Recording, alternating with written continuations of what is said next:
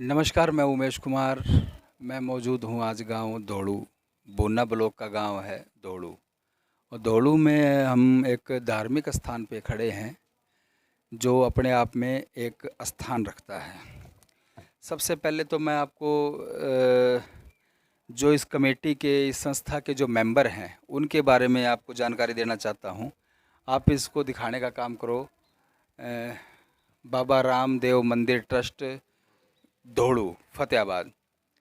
और ये संपर्क सूत्र हैं, जो आदमी इसमें कोई दान पुण्य करना चाहता है या कुछ भी करना चाहता है तो यहाँ स्वेच्छा से दान भी कर सकता है। और अब मैं आपको यहाँ के मंदिर के बारे में बताऊंगा। बाबा रामदेव जी का मंदिर है ये। बाबा रामदेव जी का मंदिर दिखाने का काम करो।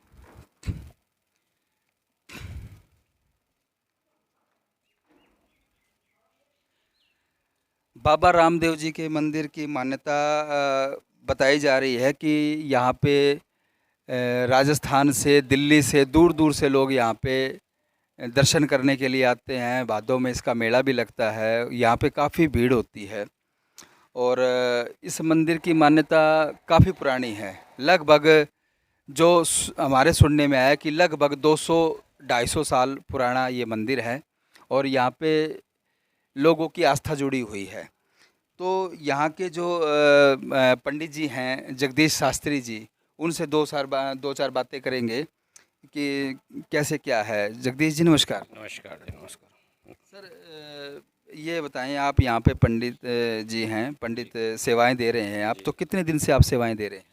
मैं यहाँ विगत 5 वर्षों से रह रहा हूँ और आगे बाबा जाने। ये 5 साल से जगदीश शास्त्री जी यहाँ पे रामदेव बाबा जी का जो मंदिर है वहाँ पे सेवाएं दे रहे हैं। तो आप इस मंदिर को लेकर क्या मानते हैं, क्या मान्यता है, क्या लोगों तक आप मैसेज देना चाहो?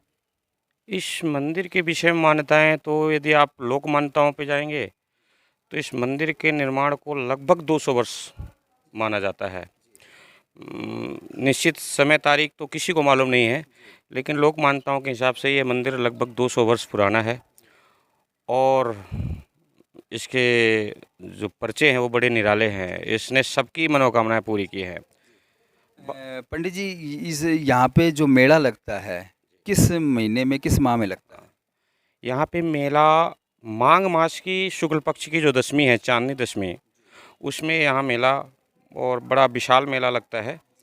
जहाँ जो मैं देखता हूँ कि लगभग आसपास के 200 किलोमीटर 300 किलोमीटर के दायरे के सभी लोग आते हैं और इस मेला में सम्मिलित भी होते हैं। लेकिन प्रत्येक मास की जो शुक्ल पक्ष की चांदनी दशमी है, तो मंदिर प्रबंधन समिति, लंगर कमेटी इत्यादि ये सब यहाँ पे लंगर लगाते हैं, जो प्रातः से शुरू होकर के संध्या काल तक चलता है प्रत्येक दशमी को। अभी कुछ दिनों बाद जब भादवे की दूज आएगी तब भी यहाँ लंगर चलेगा और लोग आकर के अपनी मनोकामनाएं यहाँ मांगते हैं और बाबा की कृपा से वो मनोकामनाएं पूरी भी हो जाती हैं। इसलिए लोगों का जो विश्वास है उस मंदिर से निरंतर बढ़ ही रहा है। लोग जुड़ ही रहे हैं, घट नहीं रहे हैं, लोग जुड़ रहे हैं और आगे भी लोग जुड़ते रहेंगे। जगदीश शास्त्री जी से हमने बात करी और मंदिर जी, बाबा रामदेव जी के मंदिर के बारे में हमने जो दो चार बातें करी। आपसे मिलवाते हैं राम कुमार दारनिया साहब से, जो इस ट्रस्ट के, इस संस्था के सहायक भी हैं। राम कुमार जी नमस्कार। नमस्कार। सर, आप यहाँ इस संस्था से जुड़े हुए हैं, इस ट्रस्ट से जुड़े हुए हैं, तो इसके बारे में आप कुछ बताना चाहेंगे? ये ट्रस्ट हर 5 साल बाद बदला जाता है। आज से 15-20 साल पहले कमेटी बननी शुरू हुई थी। तो मैं इस कमेटी में अभी 3-4 महीने पहले ही कमेटी का जो गठन हुआ था, उस समय इस कमेटी में सलाहकार के पद पर हूँ। हमारे प्रधान है, उप प्रधान है, कैशियर है, सचिव है और हम यहाँ सेवाएं दे रहे हैं। जो भी कोई निर्माण कार्य हो और हो, कोई लंगर का हो और हो, उसमें विशेष तौर पर योगदान देते हैं, हम सेवाएं देते हैं। तो ये आप जो कुछ सरकार से भी कोई आपको इससे मदद मिलती है इस ट्रस्ट में? नहीं जी, सरकार से तो अभी तक तो नहीं मिला, लेकिन आगे घोषणा कर रखी है। जिस तरह ग्राउंड है पक्का बनाने की मंत्री जी ने बात कर रखी है, वो मंत्री देवेंद्र बबली। हाँ, देवेंद्र बबली जी से। वो जल्द ही आगे सारा ग्राउंड पक्का हो जाएगा। क्या कह रहे थे पंडित जी आप? मैंने सरकारी विषय पे बात किया कि सरकार से तो फिलहाल कोई मदद इस संस्था को नहीं मिलती। ये जितना भी यदि आप देख रहे हैं, मैं कहूँगा कि आप पूरे मंदिर का प्रांगण दिखाइए, इतना विशाल मंदिर है।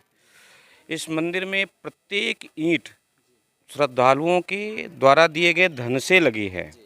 सरकारी अनुदान फिलहाल तो अभी नहीं लगा है। पीछे 2 शेड लगे हैं जो पूर्ववर्ती सरकारों के मंत्रियों ने लगवाए थे। मंदिर में ईंट लगने का कार्य, किसी प्रकार का कोई भी निर्माण कार्य, वो स्वयं कमेटी समिति के द्वारा किया जाता है। जो समिति विगत 25 वर्षों से कार्य कर रही है इस मंदिर के लिए, उसी ने इस मंदिर का ये भव्य निर्माण कराया है। अभी वर्तमान में एक शिव मंदिर का निर्माण हुआ है और भव्य शिव मंदिर आप देख सकते हैं।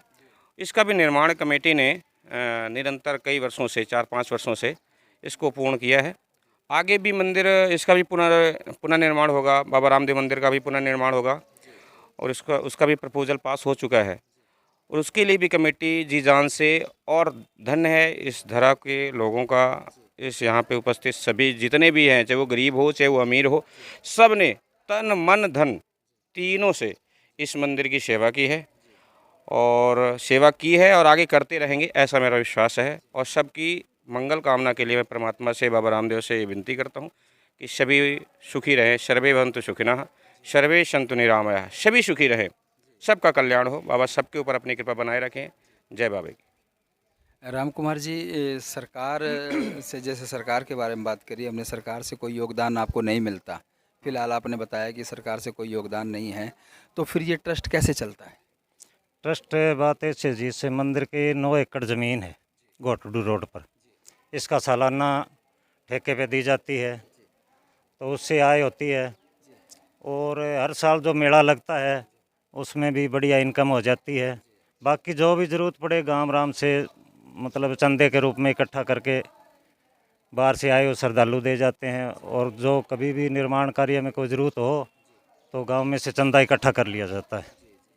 तो डाणियों के लोग भी सहयोग करते हैं? हाँ हाँ, सभी डाणियों के, सारा गांव डाणियों गांव में ही आ गया। बाहर गांव से भी आते हैं लोग, दूसरे प्रदेशों से भी आते हैं यहाँ पर। तो आप सुन रहे थे जगदीश शास्त्री जी को, जो यहाँ के पंडित जी हैं, जो यहाँ पे कार्यभार संभालते हैं, पूजा पाठ करते हैं। और सहायक राम कुमार जी के बारे में भी आपने सुना, उनके विचार सुने आपने। इस मंदिर की आस्था लोगों से जुड़ी हुई है। लोग दिल्ली से, राजस्थान से, अन्य अन्य प्रदेशों से भी यहाँ पे आने का काम करते हैं। और रुणेचा धाम का ये दूसरा स्थान है यहाँ पे धोड़ू गांव के अंदर।